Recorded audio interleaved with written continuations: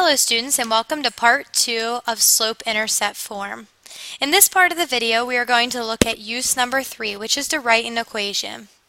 Now you know that slope-intercept form effectively shows us the slope, which is the m, and the y-intercept,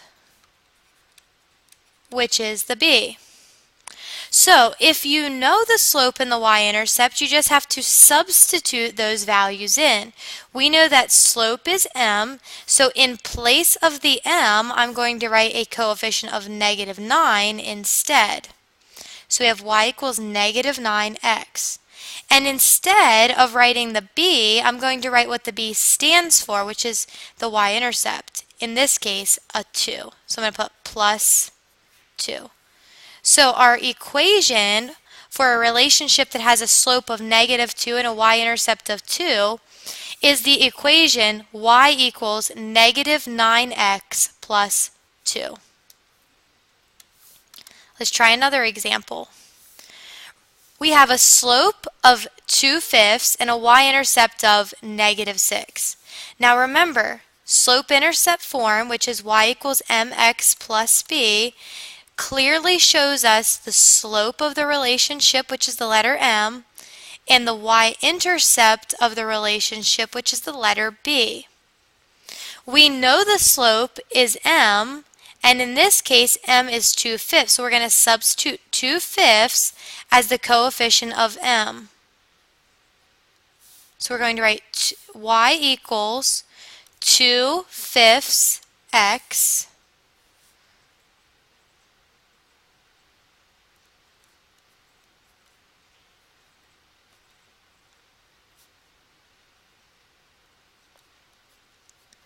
and for b, we're going to substitute the y-intercept since b represents the y-intercept. b is equal to -6. So at the end, I'm going to put -6. So y equals 2/5 x minus 6. This is the equation that shows a slope of 2/5 and a y-intercept of -6. Now, we can use this same strategy if we're given a graph. The only difference is we have to figure out what that slope is first. How do you find slope on a graph? Well, remember, slope is the ratio of the change in the dependent variable over the change in the independent variable, or the rise over the run.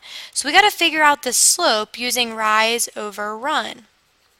And we also need to look on the graph to see if we can find the y-intercept, where the graph crosses the y-axis. Well, let's begin with the y-intercept. We can see that in this situation, it is crossing the y-axis at -1, -2. So our y-intercept is -2. Now, to find the slope, we need 2 points. So let's look for another perfect point. Here's one at 1, 2. So let's calculate the rise over the run. So we're going to go up 1, 2, 3, 4. So we're going to rise 4, and we're going to go over 1. So our slope is 4 divided by 1, which is 4. Well, now we know m is 4, the slope is 4, because we just calculated rise over run, and we know that b is -2 because the y-intercept is where it crosses the y-axis here at -2. Well, slope-intercept form is y equals mx plus b, so we're going to substitute 4 for m and -2 for b. So we have y equals 4x minus 2. This is the equation that represents this graph. Let's look at another example.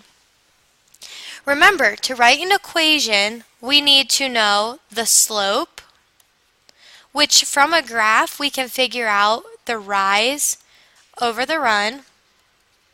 And we also need to figure out the y-intercept, which is where it crosses the y-axis. Let's begin at the y-intercept. So here it's crossing the y-axis at the point 6, 0, 6 actually, but we only need the 6 as part of our equation.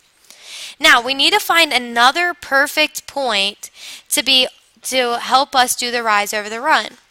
Well, we can see that here is the x-axis. Here on the x-axis is the x-intercept.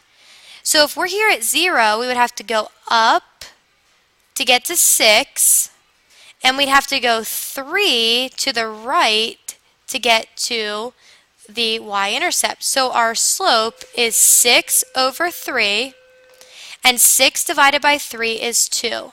So m is 2, and b is 6. Now, since we know m is 2 and b is 6, the slope is 2 and the y-intercept is 6, we have y equals mx plus b as the form that represents slope-intercept form. So we're going to substitute 2 for m and 6 for b. So we have y equals 2x plus 6. This is the equation that represents this graph, because on the graph we can calculate the slope as 2 and the y-intercept as 6. Let's look at one more example of how to write an equation from a graph using slope-intercept form. So to figure out slope-intercept form from a graph, we have to figure out two pieces. We need to know the slope, which can be calculated as rise over run, and we need to figure out the y-intercept, which is where it crosses the y-axis. We can find this y-intercept here on the y-axis at the point 0, 5. So in our equation, b is going to equal 5 because the y-intercept is the point 0, 5. Now, we can find another perfect point lying here at the x-axis of 4, 0. So let's do rise over run. Well, we have to fall -5 and run +4.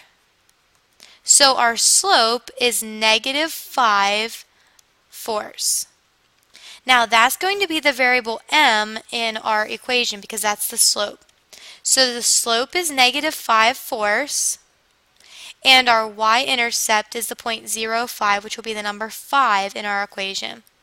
Since slope-intercept form is y equals mx plus b, we'll substitute -5 force for m and 5 for b. So we have y equals -5 force x plus 5. This is the equation that represents the relationship on this graph.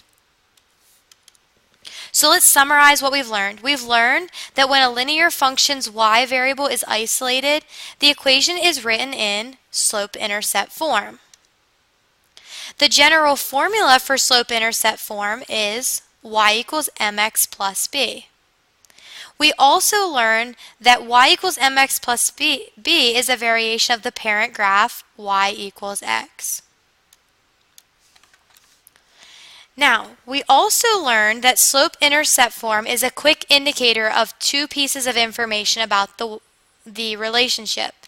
And that is that slope is the m in the relationship and the y-intercept is the b. We also learned that it has three major uses, and we learned how to use those uses. We can now quickly identify the slope and the y-intercept of a relationship by looking at what number is in place of m and what number is in place of b. We also learned to quickly graph the relationship by first plotting the y-intercept and then continuously moving across the graph the slope. And third, we learned to write an equation if we knew the slope and the y-intercept.